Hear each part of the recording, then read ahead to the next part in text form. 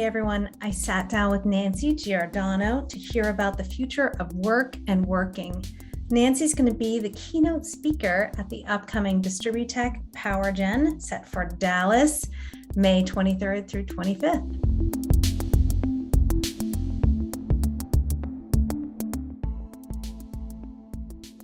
That's always like the question that people want to jump right into. But first, let's just zoom out and say what's going to happen to make that possible. And the fact is that we are going through a giant digital transformation. I describe it as that we're leaving the industrial era and heading into a whole new place that we'll discuss together in my talk. But the fact is, if that is what's happening, and we've got this giant toolkit with which it is that we get to reimagine and restructure and rebuild almost every single institution and organization around us for good. Like that to me is an exciting thing. That is not a scary thing. It's a huge opportunity. And to be able to do that responsibly and to be able to do that quickly, we'll all need to learn the tools and the ways in which those can be redeployed.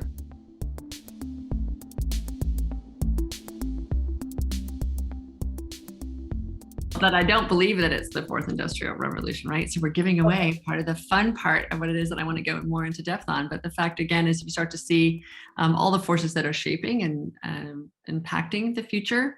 And you step back from them, you start to say, we're no longer an industrial era or industrial revolution. And there were certain mechanics by way we did what we did and decisions that we made and ways in which we structured work and how we live. And we're starting to see all of that now transform. A lot of it's breaking down. The new stuff is yet to be fully visible. When you talk to the people who are building it, it's really, really early days. But I think that we're heading into what I would describe as the exponential productivity revolution. And it will allow us, again, to restructure and redo so much of what we I've been taught to do, whether it's food production, whether that's manufacturing, whether that's finance, whether that's any of our work, but doing it also through a lens of greater consciousness, right, for the environment, for each other, for systemic justice. So we're bringing a different lens to the work of which we will be doing soon.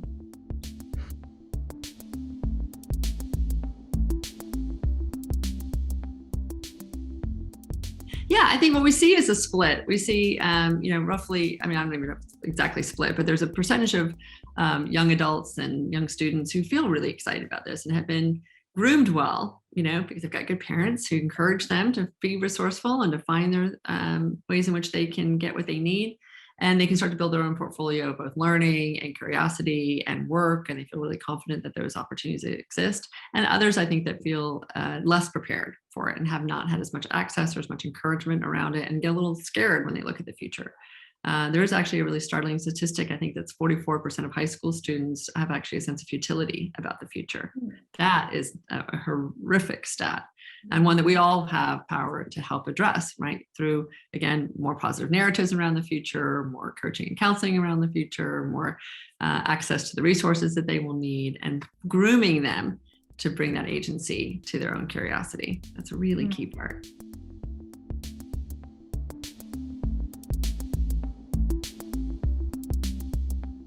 Well, we'll spend some time talking about, again, the conditions of change, right? Why we can't just keep doing the same thing the way we've been doing, because around us, the conditions continue to change. What the forces are that are shaping where it is that we're heading next. It's not just what we've been through, but where it is that we're going to be prepared to go next. But then there is this whole conversation about how do we better prepare, right? And for me, it's a big mindset shift away from an industrial era way of thinking to this way of, I call it leadering, a much more dynamic and inclusive and literally a verb. That allows us to be able to build new capacities to embrace where it is that we're heading next, right? The future needs and expects an extraordinary range of things from us. And I do think it opens up tremendous opportunities for us. But the way to actually get there is to change the way we think and to let go of a lot of the behaviors and practices and beliefs that we think keep us safe and recognize that they are actually the things that now make us vulnerable.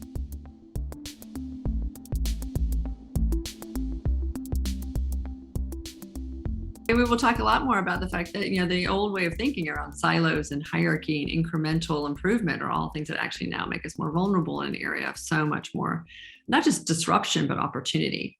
And we realize that we can work more collaboratively, we can work more on the edge and getting information right and sense and respond more effectively, and that we can actually build even more audacious and extraordinary solutions that actually prepare us and insulate us better for the change that's coming, or at least let us to create greater value in a world that is so disruptive. That's really what we're trying to do right now. We're not trying to hold on to more. We're trying to be part of the flow and create as much value as we can moving ahead.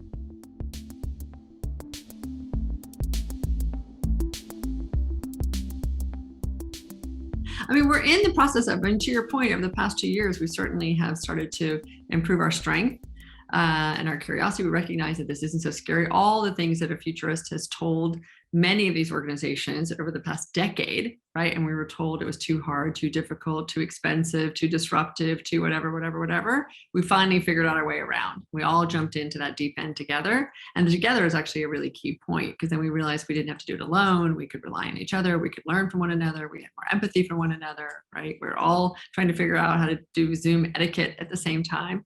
Mm-hmm. So when you have that kind of support, it makes it easier. So I think we've already been preparing for it. And I think the idea is just to keep open, right? Stay really curious about it, stay confident about it. And we'll talk again about how you shift from having a map, a certain way in which you navigate terrain that you know really, really well, and shift it to having a compass that allows you to be able to sense and respond to change more effectively. Thanks so much for your insight, Nancy. Can't wait to see you and hear your entire talk at DistribuTech and PowerGen in Dallas, May 24th.